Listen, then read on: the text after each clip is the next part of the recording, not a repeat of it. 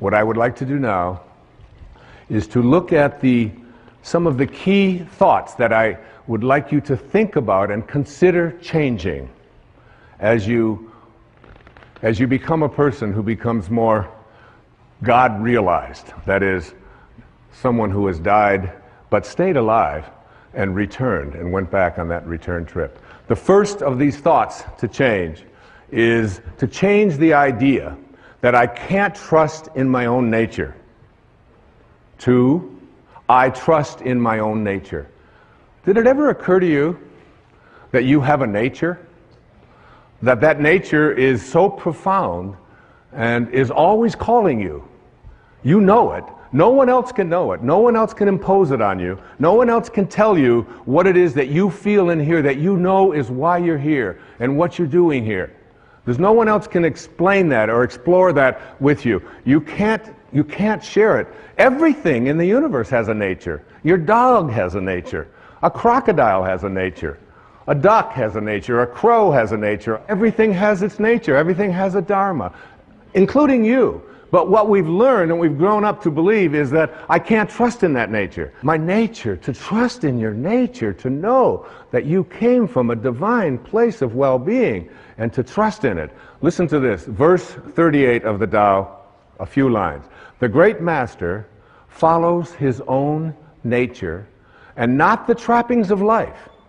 A truly good man is not aware of his goodness and is therefore good.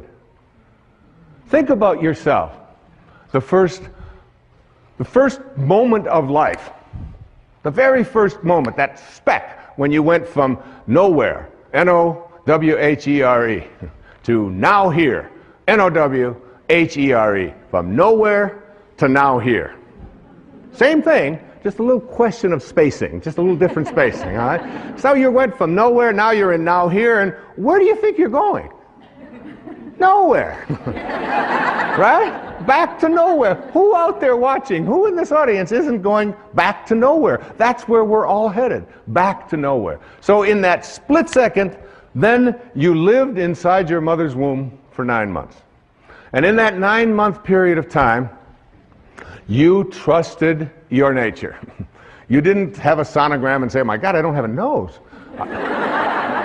This is very scary. What if it doesn't show up on time? Or you didn't do any of that. You trusted completely in your own nature, right?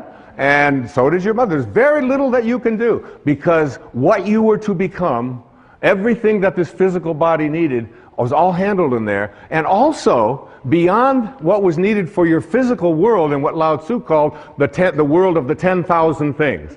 The 10,000 things.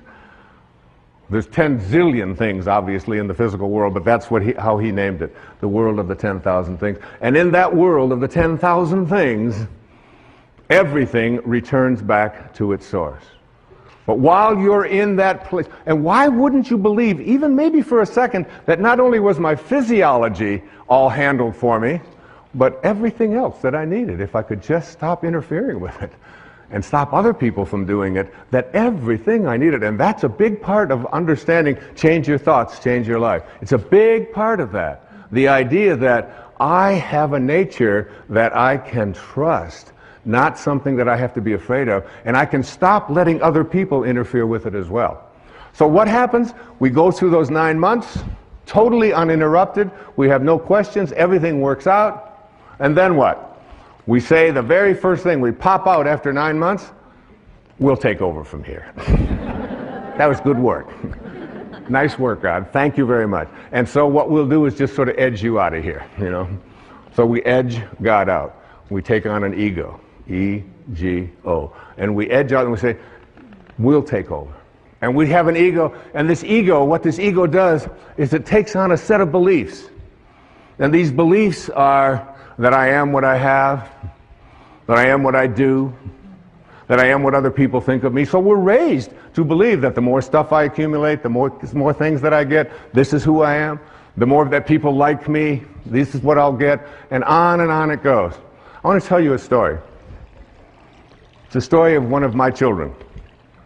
Her name is Tracy. We lived in Detroit. when she was born. She came in as a little rebellious. She came in the middle of the Detroit riots when they said nobody is allowed to go out. Anybody that goes out is going to be arrested. And she said, this would be a good time for me to show up. Which is exactly what she did. So when she showed up, after about the second or third year, Tracy went to preschool. And she came home from preschool. She was about 3. And in that time she came home and she said, she handed me a paper, and it had a gold star at the top of the paper. And I looked at it and I said, and she said, Daddy, I got a gold star, I got a gold star. I said, I'm not really interested in gold stars. I said, but what are you doing? What is this? What? She said, well, we did something in school called adding, and I got them all right, and I know how to. I said, adding? I can't believe, you're 3. You can't learn to add when you're 3. And I went through this whole long thing about adding and how terrific it was, and she kept saying, Daddy, the gold star, excuse me, but I was the only one in the class that got a gold star. I got them all right. I said, you know, Tracy, I said, honey, I said, some people just need to have gold stars, and teachers sort of like to give it out and make that the reason why you're doing something. I said, and set you apart from everybody else. I said, but your dad doesn't really care much about that and how you stack up with others, and they're going to be, I'm more interested in what you're learning. And she said, okay, she was used to that. She had a weird daddy, and she knew that. So about another month or so, she came home with a paper that had looked like it had a gold star on it, but it had obviously been taken off. Her little thumbprints were all over, but there was a place that had been a gold star. It was taken off. And I said, what's this? Oh, she said, we're now doing subtraction. And I said, subtraction? That's amazing. And I took over by her dresser. I said, you know that money you've got in your piggy bank? I put it in my pocket. I said, that's called subtraction. Isn't that great? And she said, give me that money back. And we talked about subtraction. Finally, I couldn't take it anymore. I said, honey, what happened? What was this? What was here at the paper? And she said, oh, she said that. She said, the teacher gave me one of those gold stars. I said, really? I said, well, what happened to it? Oh, she said, I took it off. I said, well, what'd you do with it? She said, I gave it back to her. I said, well, what did you tell her? She said, oh, I told her to give it to someone who needs that sort of thing. True story. Yeah. And there she is. She's standing right here. She's going to be 40 this year, my daughter Tracy. So, what we have to do is learn how to take this ego of ours, this part of us that believes that who we are is what we have and what we do and what other people think of us. But remember, if you grow up believing that you are what you do, then when you don't, you aren't. And if you believe that you are what you have, when it's gone, you aren't.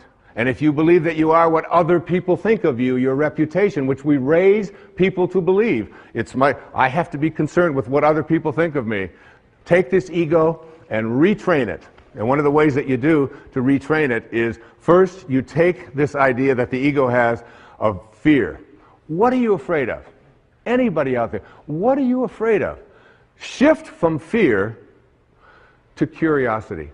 Become curious about what you're afraid of. That's what Lao Tzu taught me. Become curious about what you're afraid of. You're afraid of flying? Get curious about that. Get interested in that. You're afraid of snakes, you're afraid of disapproval, you're afraid.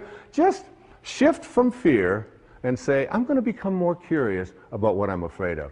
And then take all of the things that you're attached to, like all of your photographs, like all of your furniture, like all of your clothing, like all of the stuff that you find so much attachment to, and start letting it go. Start letting it go. You know, the day that I turned that key on May the 11th in 2006, I didn't even know where it was going. I just knew there was a shift taking place. I felt freer than I'd ever felt, I think, in my life. In my mid-60s, out there on a whole new adventure. And here we are talking about it on national television, on PBS.